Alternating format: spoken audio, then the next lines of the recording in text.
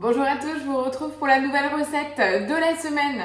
Et étant le 20 janvier, je vous propose une recette qui va vous faire voyager. Et oui, que se passe-t-il le 22 janvier? On va fêter le nouvel an chinois. Vous devez voir dans tous les supermarchés les nems, les pâtes de riz, etc., les vermicelles, plein de produits asiatiques, tout type de sauces et autres. Et oui, le 22 janvier commence le nouvel an chinois et chez eux, ils vont faire la fête pendant une quinzaine de jours et c'est pourquoi je vais vous proposer des recettes d'origine asiatique ou du moins de saveurs asiatiques pour les prochaines semaines. Aujourd'hui, on va commencer par une recette de poisson. C'est un curry vert. Donc c'est une recette cookie doux. Elle est proposée avec du cabillaud. Donc la recette, le titre c'est curry vert de cabillaud. Mais pour moi, ça sera de la julienne tout simplement. Vous prenez le poisson qui vous convient ou que vous possédez. Il n'y a aucun souci, c'est un poisson blanc. C'est également une recette, je vous rassure, que vous pouvez réaliser quel que soit le modèle de Thermomix que vous possédez. Donc là-dessus, on est tranquille. Autre chose, on va utiliser le tout en un. Vous savez que j'adore ça, donc vous aurez bien tous les étages d'utiliser pour votre Thermomix. Je vous propose qu'on démarre la recette. Vous savez, pour 2023, j'utilise mon black. Bref, c'était la petite boutade du jour. On va commencer par utiliser la pâte de curry vert. Alors, est-ce que vous connaissez déjà la pâte de curry? Parce qu'il y en a dans plusieurs recettes et très souvent, mes clients confondent la pâte de curry avec le curry de Madras, le curry jaune. Ça n'a strictement rien à voir. Je vais vous expliquer tout de suite. Alors là, je vais venir mettre 20 g de pâte de curry. Je vais mettre le couvercle, mais sans le gobelet doseur, c'est très important. Et on va venir rissoler notre pâte de curry pendant 3 minutes en température Varoma. Donc pendant que je vais vraiment aromatiser ma pièce parce que c'est plein de saveurs, je vais vous expliquer ce que c'est. Donc là, moi j'ai de la pâte de curry vert que j'ai acheté en épicerie asiatique. Maintenant, dans les supermarchés, dans les rayons du monde, vous les trouvez aussi. Vous pouvez trouver vert, jaune ou rouge. Alors détrompez-vous, en Asie, les couleurs c'est l'inverse. La pâte de curry verte, c'est la plus forte. Je vous explique. C'est un mélange à base de piment. Donc là, c'est un piment vert frais. Il y a 33% dans la pâte de curry verte. Par contre, dans la pâte de curry rouge, vous aurez que 30% et dans la pâte de curry jaune, que 27%. Mais après, là-bas, c'est des piments rouges. Donc, toutes ces petites saveurs vont changer et le côté épicé également. Hormis le piment, qu'est-ce qu'on a d'autre? On a la citronnelle, de l'ail, de l'échalote, du sel, du galanga, du cumin et des graines de coriandre. Donc, au niveau aromatique, c'est génial. Donc, si vous adorez cuisiner sur les saveurs thaï ou utiliser du lait de coco, ça marchera aussi bien avec le poisson qu'avec le poulet. Vous verrez, c'est vraiment fantastique. Vous en trouvez également dans les enseignes de grands frais, vraiment tous les étals maintenant de cuisine du monde, hein, rassurez-vous. En tout cas, ça sent très bon. Donc comme on est dans les saveurs asiatiques, on a vraiment plein de produits. On aura aussi le bâton de citronnelle, je ne sais pas si vous avez l'habitude d'en utiliser. Dès que vous faites du poisson ou du riz, vous pouvez rajouter des petits morceaux de bâton de citronnelle qui vont venir aromatiser votre bouillon de cuisson. C'est juste fantastique. On a ici du basilic thaï. Donc ça change pas énormément de notre basilic à nous. Il y a quelques petites variantes. Là, je vais vous proposer encore une autre épice. Je sais pas si vous connaissez, c'est des petites feuilles qu'on peut acheter surgelées. C'est des feuilles de kaffir. C'est comme des feuilles de citronnier. On peut des fois le confondre avec le côté citronnelle, mais pas du tout. Et alors après, je suis très fière de cette recette. Je vais vous montrer ceci. Est-ce que vous savez ce que c'est? On dirait des mini pastèques, des petites olives. Eh bien, figurez-vous qu'il s'agit d'aubergines thaï. Regardez, on en a 300 g ici. C'est également dans la recette. Qu'est-ce qu'on a d'autre? En plus classique, un filet de poisson blanc. Et on aura brocoli et haricots mange-tout. Donc les haricots mange-tout, c'est les petits haricots plats. Voilà, et là on aura notre recette au complet. Donc c'est une recette qui est prévue pour 4 personnes. On va dire plutôt en entrée pour 4 ou alors pour 2 bons mangeurs en plat. Puisqu'on a 400 g de poisson et on a à peu près 500 g de légumes. Il n'y a pas de féculents dans cette recette. Par contre, elle va être très colorée, enfin, plutôt sur des touches de vert forcément et surtout très épicée, relevée au niveau du goût. Pas forcément piquant, mais on aura vraiment des très bonnes saveurs. Donc là, maintenant qu'on a fait revenir notre pâte de curry, je viens rajouter 400 g de lait de coco. Voilà, on va venir ajouter du bouillon de volaille. Donc chez moi, c'est toujours du bouillon de volaille maison. Je fais une demi-cuillère, comme il demande un demi-cube, 200 g d'eau, les 2 feuilles de kaffir et il demande un piment rouge. Donc moi, j'utilise de la pâte de piment maison. Donc là, par contre, je vais mettre une petite pointe. Parce qu'avec la pâte de curry, déjà, on n'a quand même pas l'habitude de manger aussi épicé qu'en Asie. Je vous mets juste en garde, si après vous savez que tout le monde aime épicé, aucun souci. Mais méfiez-vous, là on est quand même riche en épices. La tige de citronnelle qu'on vient couper en tronçons, donc je la laisse toute entière et je viens couper des tronçons de 4-5 cm. 10 g d'huile d'olive. On va venir disposer maintenant notre panier sur le haut du couvercle. Et on part pour 5 minutes à 120 degrés, vitesse 1. C'est vraiment pour le côté infusion. Alors j'en profite pour vous parler de ce panier cuisson. Vous avez pu remarquer, on a eu des petites informations en fait de sécurité sur l'avant de nos Thermomix à plusieurs reprises. Je vous explique. Jusque là, on utilisait le gobelet doseur. D'accord? On mettait toujours le gobelet doseur quand il nous était demandé, même à 100 degrés.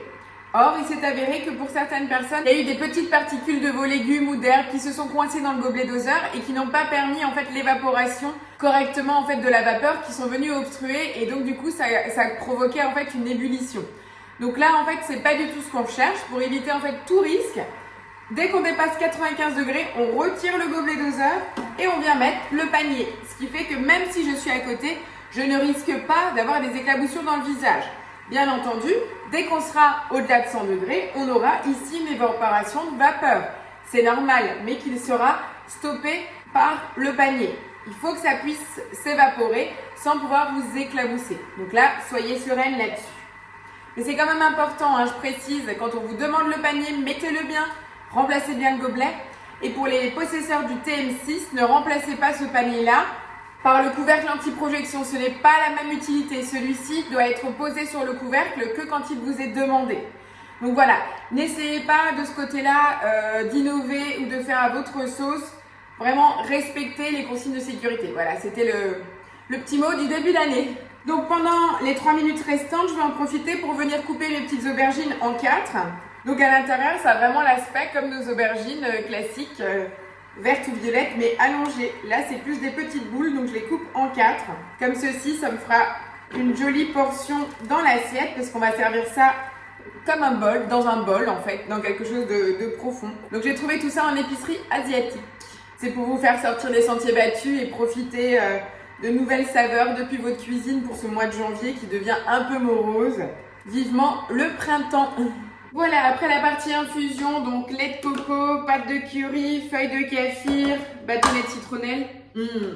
Alors sur cette même base, on voit pas grand chose mais c'est vraiment très aromatique au niveau odeur.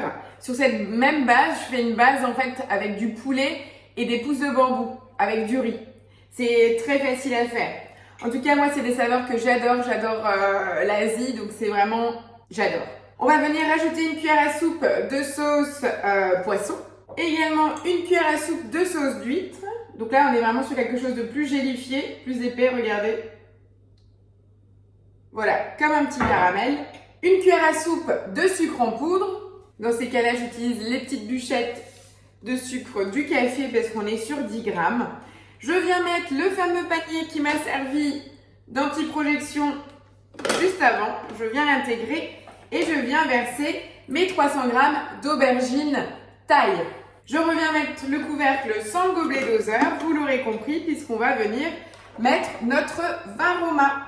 Et là, dans le vin Roma, j'ai 100 g d'haricots mange-tout et de brocolis que j'ai coupés en toutes petites fleurettes, comme ceci. Vraiment tout petit pour pouvoir faire une jolie déco dans mon assiette. Voilà, donc là, voilà, les 100 g de brocolis qui vous sont détaillés. Également ici, les petits pois mange-tout. Et là, hop, c'est parti. On part pour 15 minutes en température vin Roma à la vitesse 1. D'accord? Là, on va vraiment commencer à préchauffer puisque ici, vous le voyez bien, la température que nous avons réellement dans le bol est de 90 degrés. Donc là, on n'a pas encore de vapeur. Donc on part pour 15 minutes de chauffe et après bien entendu, la dernière étape sera donc d'intégrer le plateau avec nos cubes de poisson. On nous demande de faire vraiment des gros morceaux, comme vous avez pu le voir. C'est vraiment pour qu'on garde intact ces morceaux dans le bol et on va venir le disposer avec nos aubergines. C'est vraiment des petits morceaux. Pourquoi? Parce qu'en Asie, on a l'habitude de manger avec des baguettes. Voilà. Donc j'espère vraiment que cette petite recette peut vous intéresser. Comme vous avez pu le constater, elle est hyper rapide, elle est complète et surtout on voyage. Après j'accorde, il faut aimer les épices. Je vous retrouve donc dans un petit quart d'heure pour intégrer le plateau pour la cuisson et on se retrouve pour après la présentation. À tout de suite. Voilà, donc après le premier quart d'heure de chauffe, tout simplement, on va venir rajouter le plateau avec nos 400 g de cubes de poisson. Voilà, donc là, on peut vraiment peser le poisson si on ne l'avait pas déjà fait. Il précise bien de couper à 4 cm la largeur de vos morceaux pour vraiment avoir quelque chose de grand et qu'on le retrouve facilement dans le bol. J'ai déjà préparé mes petits récipients. C'est les nouveaux petits plats que je me suis offert en double paroi. Je les trouve très très jolis. Donc pour le côté coloré et tout du curry, j'ai vraiment envie de le mettre en avant. Et là, tout simplement, on part pour 10 minutes de cuisson, à nouveau en température Varoma, forcément, puisqu'il est en place. Et là, ils nous préconisent, un petit mot tout en bas, qu'on peut rajouter 1 à 2 minutes de cuisson en fonction forcément du résultat de la cuisson de notre poisson. Est-ce que vous avez pris du filet? Est-ce que vous avez pris du dos? Et de l'épaisseur dont vous l'avez coupé. Juste pour vérifier après, on nous demande donc sur le bouton suivant qui devient aperçu le temps de cuisson, on retire le Varoma et là ils nous disent bien de répartir les légumes et les cubes de poisson dans l'assiette creuse ou des bols, puis arroser généreusement de sauce. Parsemé de branches de basilic taille et un bouquet de coriandre ciselé. Voilà, là on est prêt, j'ai les feuilles de basilic, le coriandre est déjà ciselé, je suis prête. Donc je vous retrouve à la fin pour le dressage et surtout peut-être la dégustation de la sauce. Si jamais il vous en reste par rapport à la quantité de poissons et de légumes, surtout pensez à la conserver, congelez-la, ça vous fera une bonne base pour une prochaine recette ou pourquoi pas pour agrémenter aussi une sauce de poisson pour un plat futur. Voilà, à tout de suite pour la fin de la recette. Et voilà, après les 10 minutes supplémentaires de cuisson pour notre poisson, la recette est tout simplement terminée. Je vais venir décaler mon Varoma. Là, j'ai les aubergines taille. Notre bouillon qui sent mais trop bon. Je me réjouis d'avance. Alors, je vais tout simplement utiliser mes deux bols là et venir dresser donc mes petites aubergines. Et là, vous venez napper du bouillon l'ensemble de vos légumes et de vos poissons. Surtout, ne vous gênez pas pour bien napper. On est d'accord, pas sur une soupe. Mais vous pouvez être très généreux parce que c'est ce qui va relever le tout. Voilà, on va mettre un peu de coriandre, une petite branche de basilic taille par bol. Voilà tout simplement mon curry vert de poisson qui est terminé. Au niveau aromatique, je vous assure, c'est juste fabuleux. Voilà. Donc là, je peux vous dire, ça vous fait 4 portions telles que celles que vous voyez, en fait, l'équivalent d'une petite entrée. Après, si vous voulez le faire en plat, n'hésitez pas à cuire encore du riz. Avec le mode cuisson du riz au Thermomix, c'est tout à fait faisable aussi. Dans ce cas-là, je vous conseille de commencer par le riz et de finir par le poisson, puisque le riz, vous pouvez plus facilement le maintenir au chaud. Voilà, c'était la petite recette aux saveurs asiatiques pour fêter le nouvel an chinois. Restez connectés, la semaine prochaine, ça sera sur le même type de saveur. Voilà, j'espère que cette recette va vous plaire et vous faire voyager. J'attends vos commentaires avec impatience au bas de la vidéo.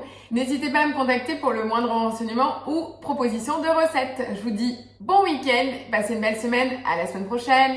Ciao, ciao!